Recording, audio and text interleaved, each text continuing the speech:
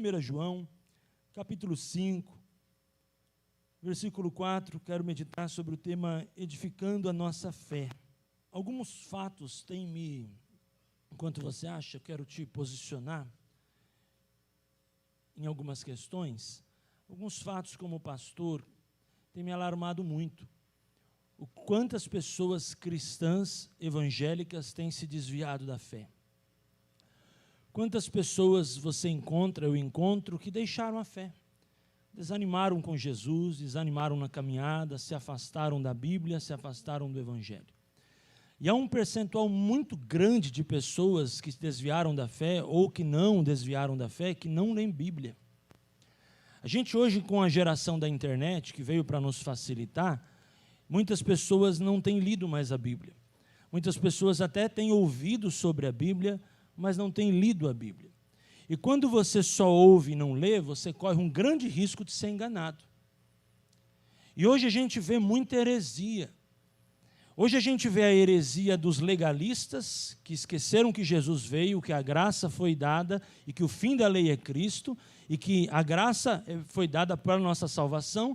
E nós vemos aqueles que são totalmente abusadores da graça, chamados de ultragraça, hipergraça.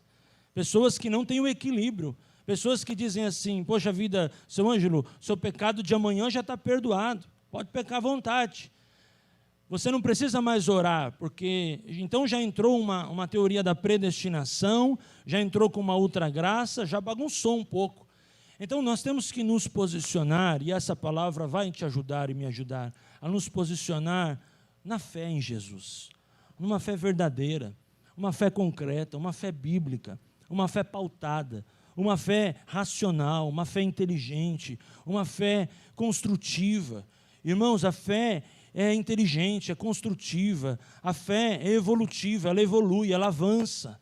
Nós não podemos deixar com que o legalismo nos domine ao ponto de não acreditar no poder da graça, invalidar a graça, é não acreditar no poder da graça. E nós não podemos deixar que a ultragraça nos tire de um equilíbrio. A nossa vida na santificação é uma vida processual. Hebreus 12, 14. Estou falando de Velho Testamento. Seguir a paz com todos, seguir a paz com todos, é presente. E a santificação, sem a qual ninguém verá o Senhor. E eu vejo que muitas pessoas hoje têm esquecido a santificação. E a santificação é um dos pontos da vida da fé. Não tem como termos uma vida de fé se não passarmos pelo processo da santificação. Todo cristão precisa passar, ao meu ver, pelo Getsemane. O Getsemane é um caminho. Todos nós precisamos passar pelo Getsemane. Todos nós precisamos passar por um processo de se anular. Não precisamos passar pelo Gólgota, porque uma vez que Jesus morreu na cruz, ele morreu na cruz. Mas o Getsemane é a renúncia, é o negar a si mesmo. E Jesus mesmo falou, se você quiser me seguir, você tem que negar a si mesmo e tomar a sua cruz. São dois caminhos muito de perto. A sexta-feira do Gólgota e a quinta do Getsemane, um mesmo dia. 24 horas que separam um acontecimento de outro, mas Jesus nos leva a viver um Getsemane, mas Ele nos poupa de um Gólgota. Jesus não quer que venhamos morrer por Ele, porque Ele morreu por nós, e a salvação foi dada por essa morte e ressurreição. Mas Jesus quer que nós possamos morrer para nós.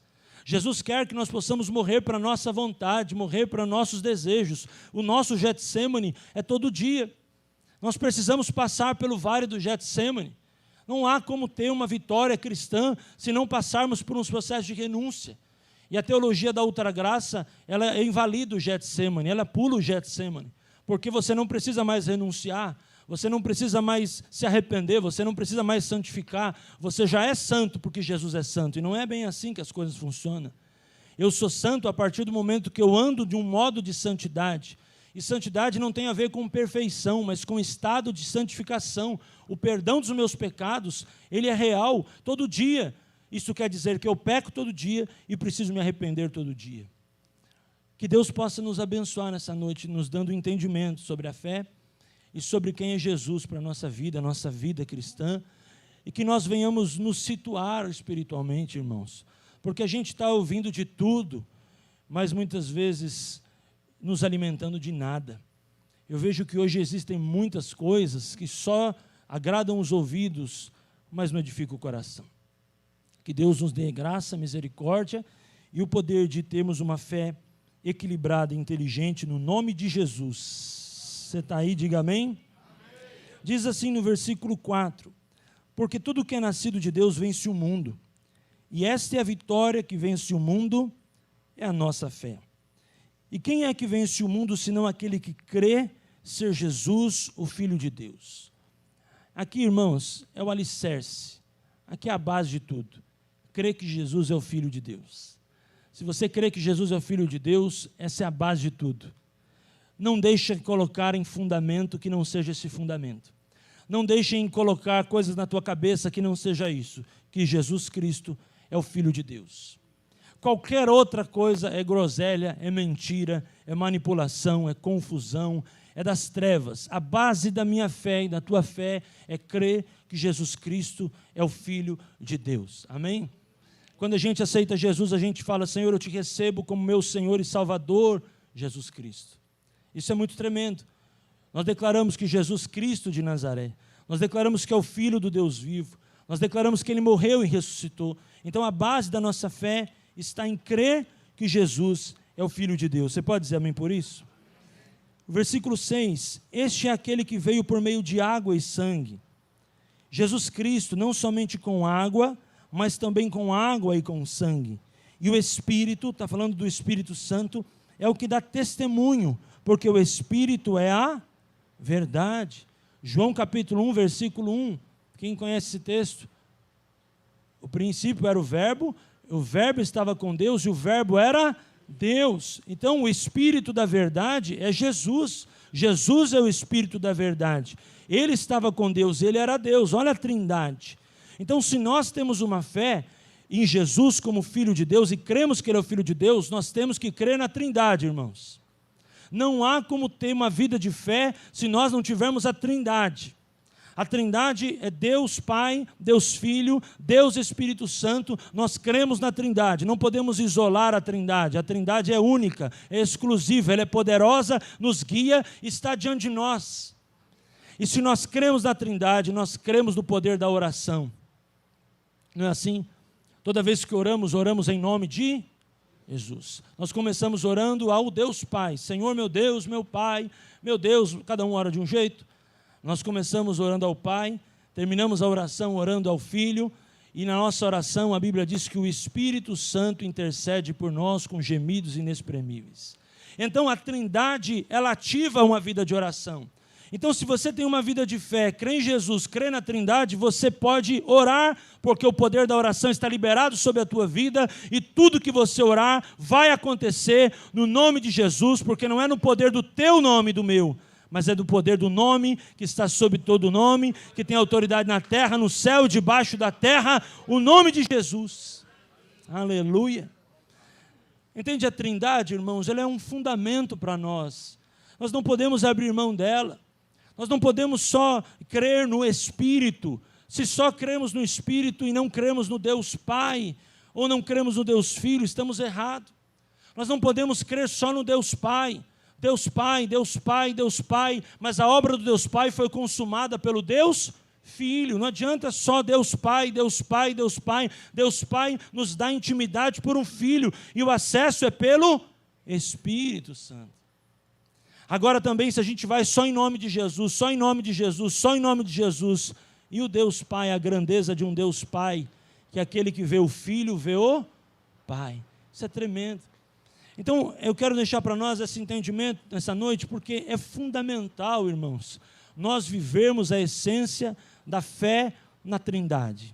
A trindade é santa, a trindade é poderosa, e você pode dizer: pastor, mas eles três são um, mas cada um tem o seu modo de agir.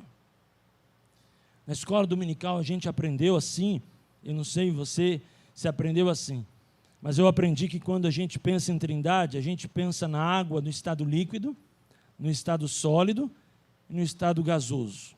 Os três são água, mas cada um tem a sua característica. O que quer dizer isso? O Espírito Santo, Jesus e Deus, como fundamento da nossa fé. Você crê nisso, irmãos? Isso é maravilhoso, não é não? Tremendo. Versículo 7, pois há três coisas que dão testemunhos no céu: o Pai, a Palavra, que é Jesus, e o Espírito Santo. Esses três são um. Olha que tremendo. Pois há três que dão testemunhos no céu. Eles são um. Que interessante esse um, né? Esse um, ele vai mostrar o quê? O poder de uma unidade, o poder da totalidade dentro da vida da pessoa. E outra coisa que eu vejo aqui é o poder de testificar. Quando a gente olha aqui esse texto, ele tem algumas traduções, eu não sei a sua. Mas a minha vai dizer assim, no 8. Os três são os que testificam na terra: o Espírito, a água e o sangue. O Espírito, a água é Deus, o sangue é Jesus. Os três são unânimes num só propósito. Isso é tremendo. E o que me chama a atenção, irmãos, aqui, nós falamos de crer em Jesus, nós falamos da Trindade. O poder da testificação. A tua fé, irmão, e a minha fé, ela precisa andar numa esfera de testificação. Por quê, irmãos? Aquilo que não testifica não é de Deus. Entende isso? Antes eu não sei como você usava a certeza ou a não a certeza para tomar uma decisão, mas agora, quem tem Jesus tem a testificação. Antes de tomar qualquer decisão, antes de fazer qualquer coisa, as coisas têm que testificar. Não testificou, não é de Deus. Você não está em Jesus? Eles não estão em você, a Trindade não está em você? Eles três não são um? Se ele está dentro de você e não testificou, o que acontece? Deus vai emitir, o Espírito ou Jesus, sinais dentro de você que você não deve tomar tal decisão, que você não deve ir por aquele caminho. Não é assim que acontece? Por exemplo, quantas vezes você foi fazer alguma coisa e começou a sentir um incômodo? Quem que é esse incômodo? É o Espírito Santo. Aí você foi mais próximo da coisa, o alerta começou a aumentar. Pé, pé, pé, pé. Aí você ia para o pecado, o alerta. Pé, pé, pé, pé. Quem que é esse alarme? É o Espírito Santo dentro de você, falando, você está indo por um caminho errado. Por que o Espírito Santo, ele não é que ele te acusa, mas é que ele te aciona por causa do quê? Da testificação. Coisas que não testificam, irmãos, não devem ser feitas. Coisas que não testificam não devem ser tomadas um passo, a decisão não precisa ser tomada. Talvez você possa até dizer para mim, pastor, mas eu preciso tomar essa decisão. Se não está testificando, ora mais um pouco. Ora mais um pouco. Estou certo ou estou errado, pastor Tramão? Ora mais um pouco. Se você não tem a confirmação que é de Deus, ora mais um pouco, ora mais um pouco, ora mais um pouco. Até que horas? Até você ter testificação. Não faça nada que não testificar, amado. Não testificou, não é de Deus. Ou não é agora, ou não é de Deus. Ora mais um pouco, ora mais um pouco. Eu vou falar daqui a pouco sobre oração. Ora mais um pouco, ora mais um pouco. Uma hora você vai ter a certeza ou não da tal decisão. Agora você está tomando decisão porque alguém te contou um negócio, porque alguém te falou, ou porque te contaram, ou porque você viu na internet.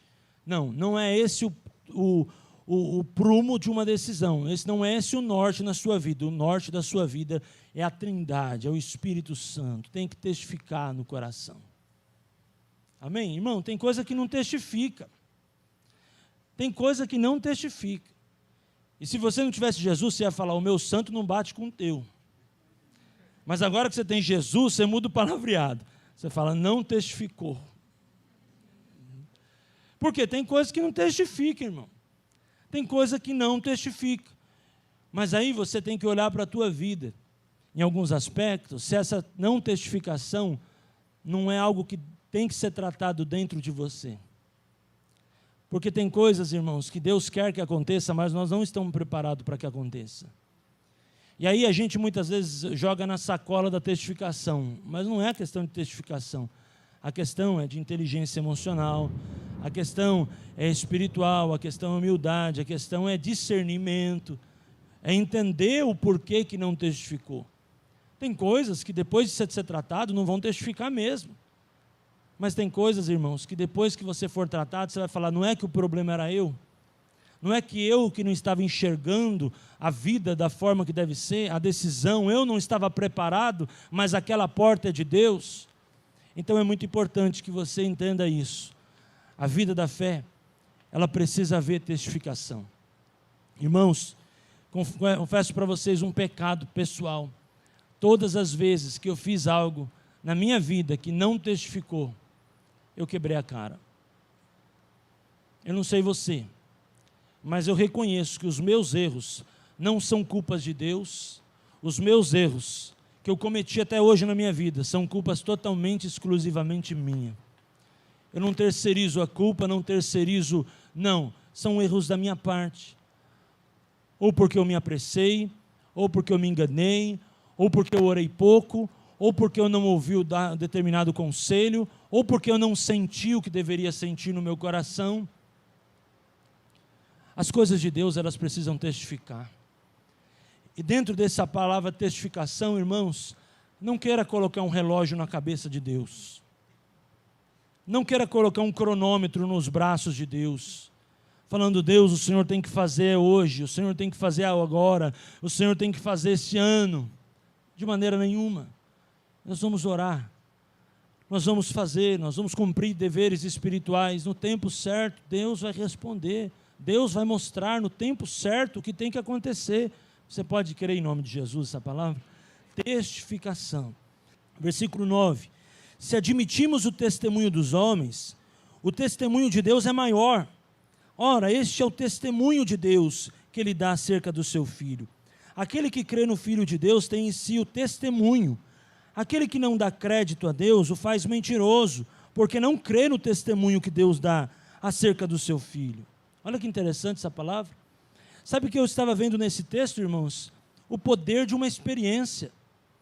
Não tem como você crer em Jesus, crer na Trindade, crer na testificação e não ter experiências com Deus. Não tem como você orar e não ter respostas. Não tem como você viver para Deus e Deus não viver para você. Não tem como você pedir para Deus experiências, Ele não te dá.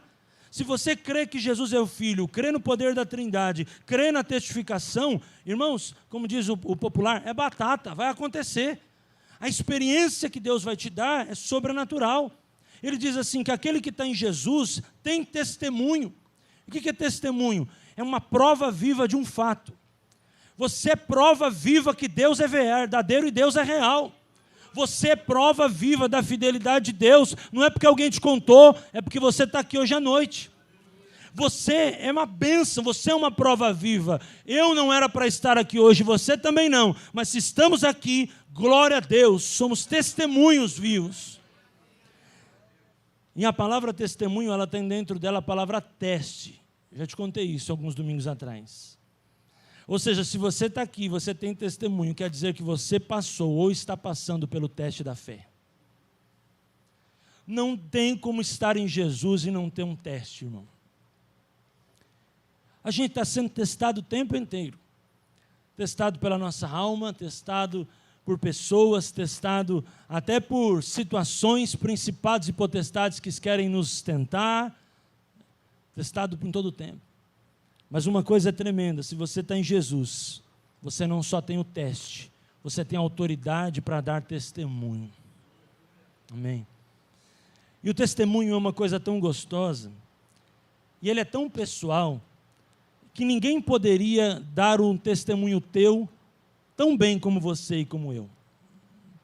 Porque o testemunho, irmãos, ele pode ser de uma situação, de um acidente, de uma prova, de uma luta, de uma enfermidade, de uma doença, de um emprego, fruto de uma palavra profética, você contar, eu ouvi aquela palavra e mudou minha vida. Todos nós temos um testemunho de um momento da nossa vida que nos marcou. Mas o maior testemunho é o testemunho do poder do Evangelho. É o testemunho da fé, é o testemunho da maturidade cristã, é o testemunho da experiência com Jesus, é o testemunho que Jesus mudou a nossa vida. Que antes de Jesus, quem você era, quem eu era, depois de Jesus, quem nós nos tornamos. E esse testemunho, irmãos, é uma autoridade que Deus nos dá para revelar às pessoas, olha o que Jesus fez na minha vida, Ele vai fazer na sua também. Jesus me salvou, eu tenho a Trindade, eu tenho o Evangelho, Jesus vai te salvar também, creia no poder de um testemunho. Por quê, irmãos? Porque o testemunho, ele é algo tão poderoso, por causa dele nós estamos aqui. Eu estava pensando essa semana o quanto Deus foi muito fiel para que o Evangelho chegasse na minha família. E minha avó e meu avô terem aceitado o Senhor Jesus. Quanto Deus foi fiel de ter salvado os meus pais. Quanto Deus foi fiel de ter feito com que o Evangelho chegasse até minha vida. O quanto eu sou grato por esse testemunho vivo do poder de Deus. Testemunho que começou lá atrás com meus avós, chegou nos meus pais e chegou até mim. O quanto é gratificante a gente ter o testemunho disso. E a prova da verdade do Senhor Jesus, Ele falou em Atos capítulo 1, versículo 8, através dos apóstolos: vocês serão minhas testemunhas. Em Jerusalém, em Judeia, Samaria, aos confins da terra. Ou seja, irmãos, o Evangelho é prova de uma testemunha. Sabia que alguém orou por você, para que você pudesse ser salvo? Sabia que alguém evangelizou você? Sabia que alguém intercedeu por você? Eu não sei quem, talvez você nem lembre o nome, mas alguém foi usado por Deus para que o Evangelho chegasse na sua casa. Um pai, uma mãe, uma vizinha, uma tia, um avô, um primo, um parente, alguém, um pastor, um amigo, para que o Evangelho chegasse na sua vida. Esse é o poder da fé. O poder da fé, ele é grande, por isso que eu falo sobre testemunho, porque não tem como você segurar a prova de uma testemunha viva. Não tinha como na igreja primitiva segurarem o crescimento da igreja, porque todos estavam cheios do Espírito Santo, aleluia, cheios do poder, cheios da autoridade, que eles davam testemunho do que Jesus estava fazendo, e eles iam, entre aspas, contagiando aquele povo, abençoando aquele povo, e todo mundo que ouvia era cheio do Espírito Santo, caía no amor de Deus, caía na graça. A Bíblia diz que os apóstolos caíam na graça do povo. Os apóstolos iam pregar na cidade idólatra, com posses ídolos, Astarote, Diana dos Efésios, cidades idólatras, que os apóstolos chegavam para pregar, e a Bíblia diz que em muitas delas eles caíam na graça do povo. O povo começou a cair na graça do Evangelho. O testemunho vivo do poder de Deus está aqui, está em você. Você não pode deixar parar o que o Espírito Santo está fazendo ou fez em sua vida. Você não pode se esconder, não dá para esconder uma lâmpada, não dá para esconder a eficácia, a eficiência, o poder de uma lâmpada. Você é uma lâmpada nas mãos do Senhor, você é um instrumento, meu querido e minha irmã, nas mãos do Deus Altíssimo. Você é um testemunho vivo do poder de Jesus, e onde você está, você contagia a graça, o poder de Deus, a unção que está sobre a tua vida. Ninguém pode deter o que Deus quer fazer através de você. Eu vejo esse texto e fui logo ao livro de Atos, não tem como não ir. E eu vi ali a exponencial onda do crescimento do Evangelho. Que coisa maravilhosa. Pastor, eles eram 12, depois viraram 70, viraram 120.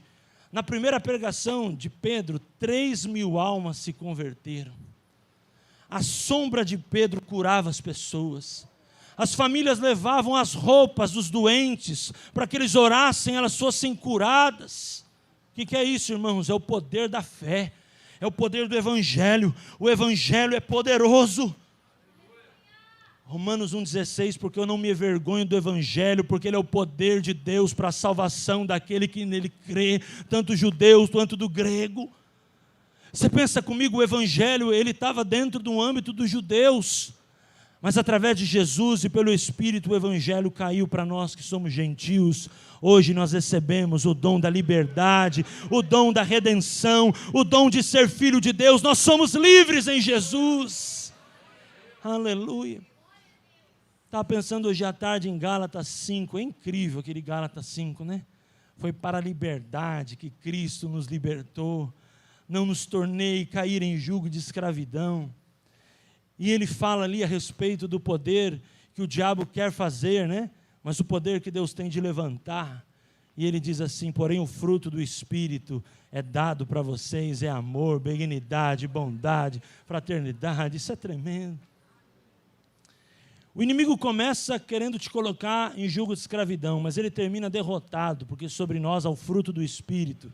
e nós podemos frutificar em toda boa obra. Aleluia, oh glória. Eu estou vibrando com essa mensagem, porque eu creio no poder da fé. Amém, queridos? Amém? E essa semana no discipulado vai ser tremenda essa mensagem, vai ser melhor ainda, em nome de Jesus. Versículo de número 10. Aquele que crê no Filho de Deus tem em si o testemunho, aquele que não dá crédito a Deus o faz mentiroso, porque não crê no testemunho que Deus dá acerca do seu Filho. E o testemunho é esse, que Deus nos deu a vida eterna, e esta vida está no seu Filho. Amém, irmãos? Nós temos Jesus como Senhor e Salvador da nossa vida. E aquele que tem o Filho tem a vida. Aquele que não tem o Filho de Deus não tem a vida. Então, se nós queremos ter a vida eterna, nós temos que aceitar Jesus como Senhor e Salvador da nossa vida. Estas coisas vos escrevi, a fim de saberdes que tendes a vida eterna, e a vós outros que credes em nome de Jesus, Filho de Deus. E esta confiança que temos para com Ele. Ou seja, irmãos, se temos Jesus, temos a Trindade, testificação, testemunho, nós temos confiança. Tudo que Jesus fez e está fazendo vai produzir um nível de confiança. Não é possível. Não é possível que até hoje, se você crê em Jesus, vamos recapitular o que nós falamos. Se você crê em Jesus, se você crê na Trindade, se você crê na testificação, se você crê no poder do testemunho, você crê na experiência, você não tenha confiança em Deus. Não é possível. Se tudo que eu estou falando até agora está sendo uma realidade na tua vida, ou pelo menos você quer que seja, é porque você tem um nível de confiança em Deus. Mesmo que hoje, por uma situação que você possa estar enfrentando, e você está em conflitos internos, possa estar a confiança abalada. Mas eu tenho certeza que você tem uma confiança em Deus. Eu tenho certeza que você confia no poder que Deus tem.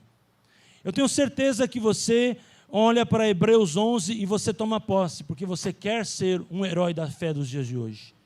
Eu tenho certeza que você poderia estar muito pior na situação que você está enfrentando, mas por causa da tua fé, você está mesmo com dor, mesmo com angústia, você está de pé para a glória e honra do nome do Senhor. E ele diz aqui, e esta é a confiança que temos para com Ele, que se pedirmos alguma coisa, olha que tremendo, segundo a sua vontade, Ele nos ouve. Amém, irmãos? Segundo a sua vontade, Ele nos ouve. O que aqui nós aprendemos? Que nós temos um poder na oração. E a graça da oração é termos um Deus que se relaciona conosco. E Ele nos ouve. Ele nos ouve. Mas perguntaram certa vez para uma pessoa, até quando eu devorar? Até que Deus me ouça? O sábio disse assim, não, até que você ouça Deus. Porque a oração não é um monólogo, a oração é um diálogo. Eu não devorar até o ponto que Deus me ouve, mas até o ponto que Deus me faça ouvir a voz de Deus, falar o meu coração. Oração tem poder, irmãos. E é muito interessante que muitas vezes a gente pode até pensar conforme uma visão corrompida, mas se tudo que eu orar Deus fizer, o que pode acontecer comigo ou com alguém? Mas é segundo a sua vontade Ele nos ouve. E a Bíblia diz que tudo quanto pedides ao Pai em nome do Filho, Ele vai nos conceder. Mas esse tudo não é tudo aos nossos olhos, tudo aos olhos dEle. Entende uma coisa? Porque senão, nós nunca teríamos perdido um parente. Porque com certeza, quando você teve um parente na dor, você orou para ele ficar. Senão, nós nunca tínhamos tido derrotas na vida. A questão, irmãos, é que o tudo de Deus não está relacionado ao nosso tudo. E eu estava falando umas quartas-feiras atrás sobre oração, que nós precisamos entender o seguinte: enquanto nós não tivermos tudo de Deus, Deus não tiver tudo de nós nunca vamos ter tudo de Deus. Eu preciso me entregar totalmente a Deus para receber tudo de Deus. E quando essa aliança acontece, eu oro melhor.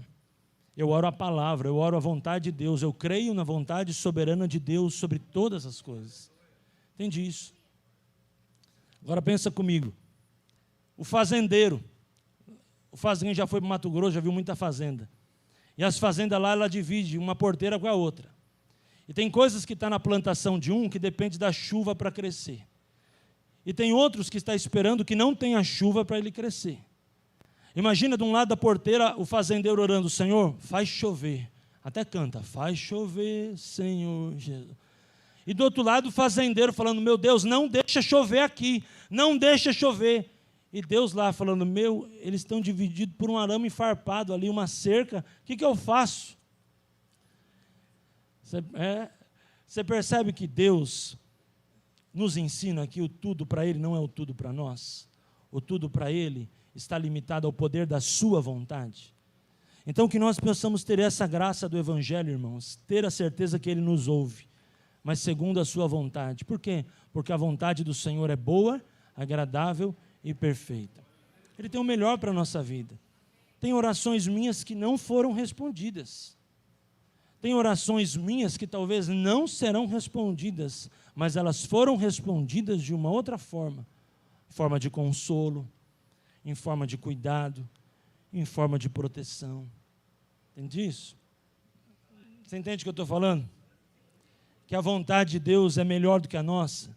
E que existe uma vontade soberana de Deus sobre todas as coisas, que nós devemos orar, nós temos que fazer o nosso papel, nós temos que profetizar, nós temos que declarar, mas na vontade de Deus é soberana, e existe um sim, um amém, que ninguém toca lá no céu, que é o que Deus determina, é a ordem de Deus. Como diz o pastor Cláudio Duarte, todo mundo tem uma senha, e um dia Deus vai te chamar, meu irmão. Nós aqui embaixo vamos estar clamando por você, ou vocês por mim.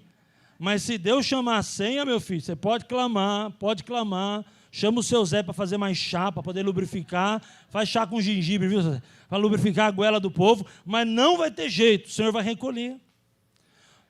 Dentro do Evangelho nós temos que entender o poder da oração, mas o poder da oração também está coligado ao poder de entender a soberania de Deus em todas as coisas. Você está aí, diga amém? Glória a Deus, já estou caminhando para o final. Versículo 16, vamos para o 16. E sabemos que Ele nos ouve, 15, né? 16, perdão. Se alguém vir a seu irmão cometer pecado, não para a morte, pedirá e Deus lhe dará vida.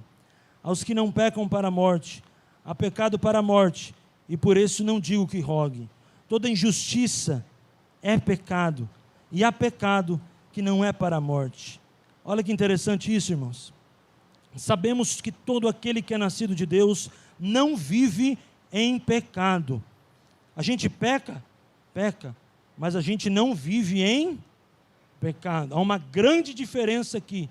O que determina isso? Um estado de santificação. Se você não tem uma vida de santidade diante de Deus, você vive em pecado. Mas se você tem santidade, está em Jesus, você peca. Ou vai dizer que a gente não peca, irmão? Se você não peca, você não é alvo da graça. Porque a graça de Jesus veio para os pecadores. Eu sou pecador. Eu preciso da graça. Ah não, pastor, eu não peco. Ah, então você não precisa da graça, então você precisa da lei. Agora, o que a graça faz? A graça nos dá a possibilidade do perdão dos nossos pecados. Amém ou não amém? Agora eu vou perguntar de novo. Quem é pecador, levanta a mão. Aí, todo mundo é alvo da graça. Mas a questão é, irmãos, a gente peca, e pecado para nós é acidente. Aconteceu, pecou, pede perdão, Deus perdoa, se arrepende, beleza. Agora a gente não vive em pecado, não é viver na prática do pecado. O pecado não pode ter domínio sobre nós, mas que a gente peca, irmãos. Amém ou não amém? Então há uma grande diferença entre o pecador e o santo. O santo não é perfeito.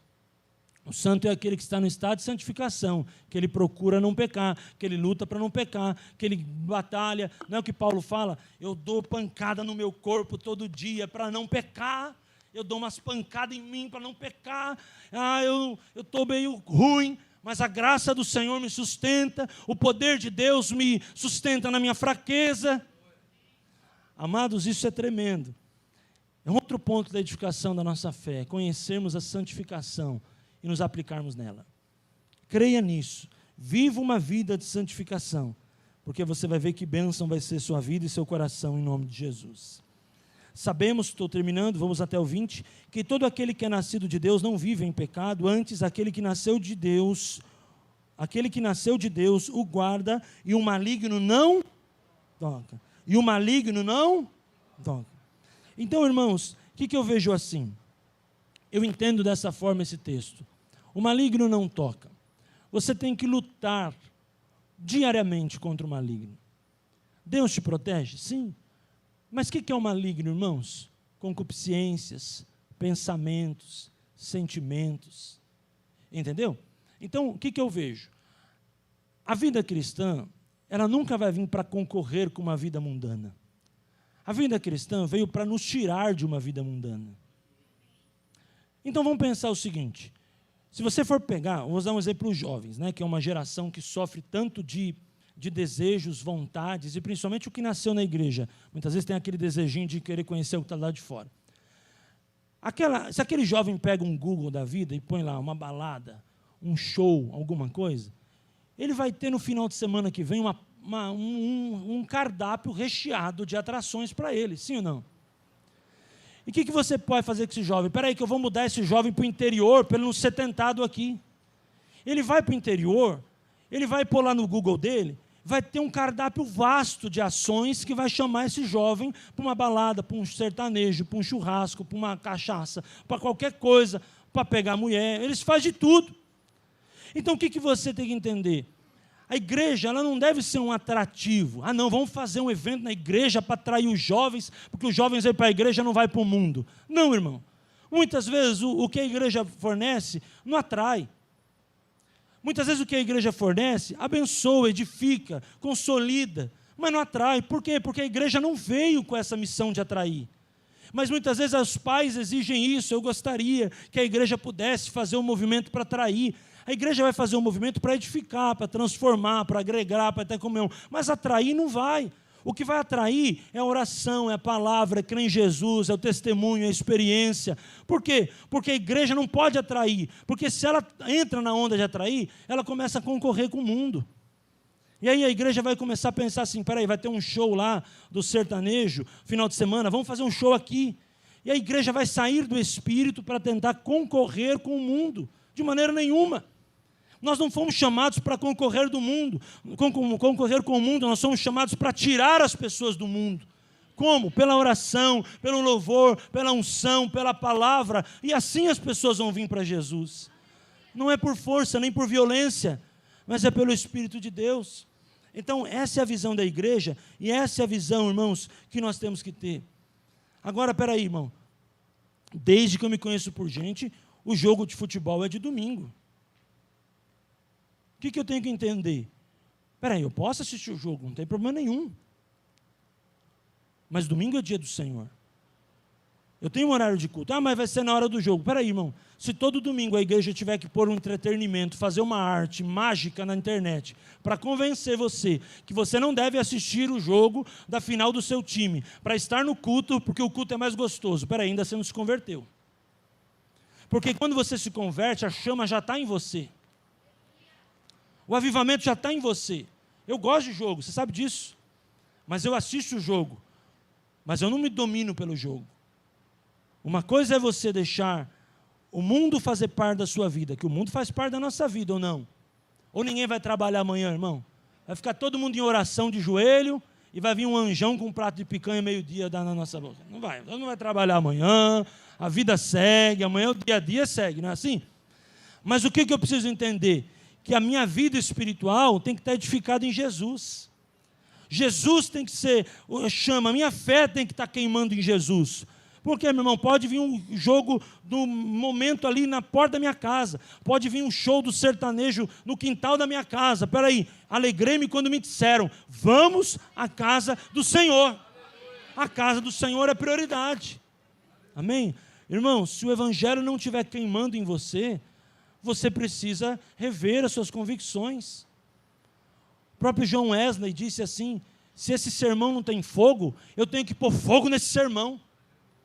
Se você tem um livro lá, alguma coisa que não está pondo fogo na tua vida, põe fogo no livro.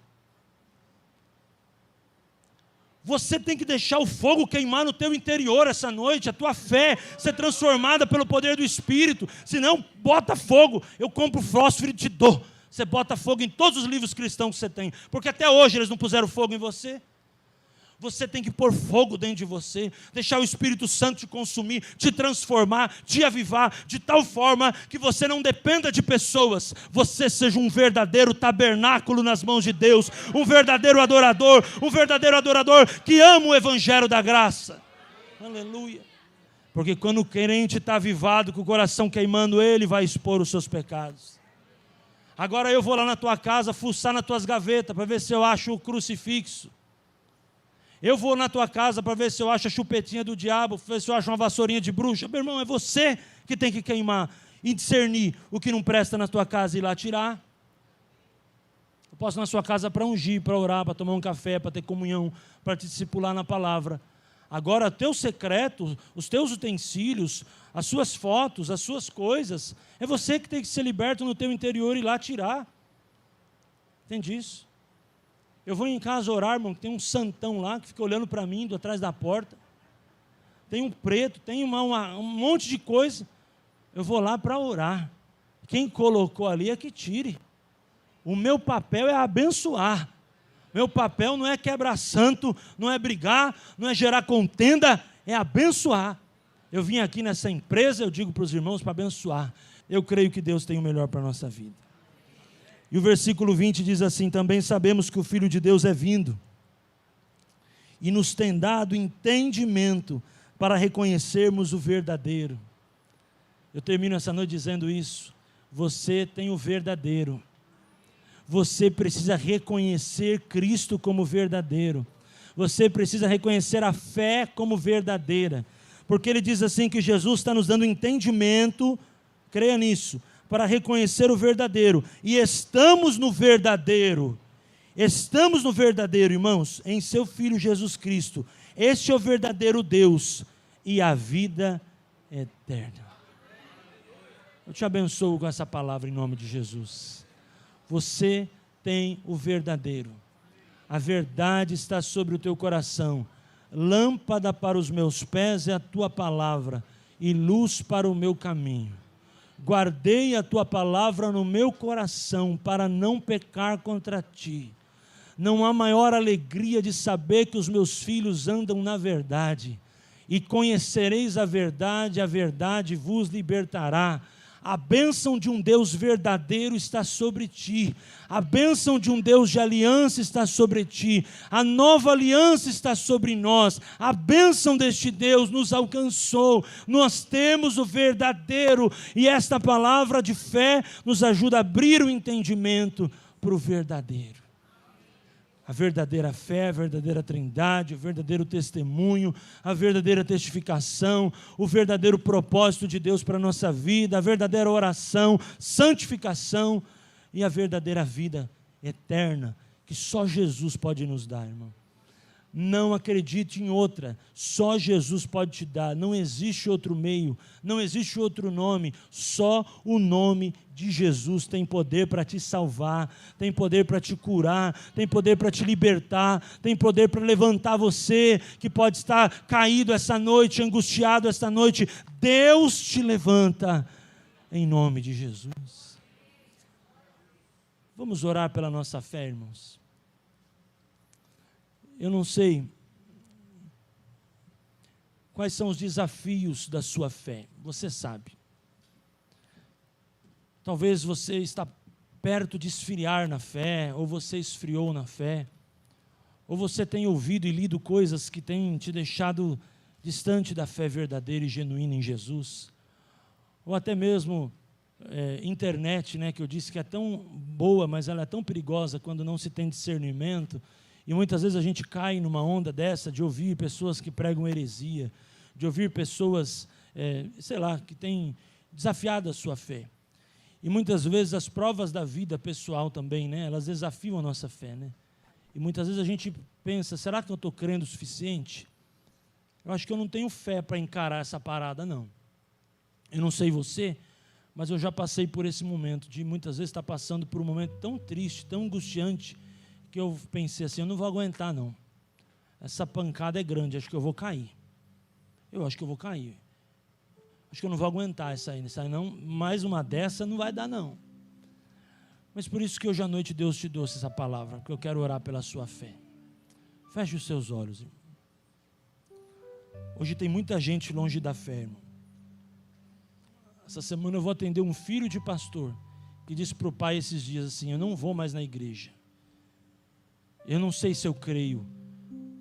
Ou seja, o menino tem 25 anos, o pai ensina ele desde pequeno e agora ele não sabe se ele crê. Essa semana ele vai vir aqui falar comigo. Eu falei: fala para o seu filho vir aqui. Porque eu também sou filho de pastor, eu sei o desafio de ser filho de pastor. Filho de pastor muitas vezes não tem nem nome, né?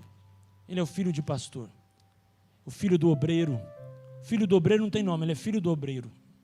O filho de todo mundo pode correr no meio das cadeiras, bagunçar, mas o filho do obreiro, o filho do pastor não pode. O filho do pastor, ele tem que ser, ele nascer adulto. Eu sei o que é isso.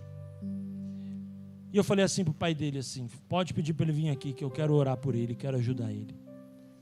É gente como a gente, irmão. É gente que já tocou no altar, é gente que já pregou no altar, é gente que já pregou em presídio, é gente que já pregou em orfanato, é gente que já ajudou muita gente, que está doente, desanimado na fé. Em nome de Jesus, que nós não sejamos um povo sem cultura, um povo sem direcionamento, pelo contrário, que nós tenhamos força para ler e meditar na Tua palavra, Pai.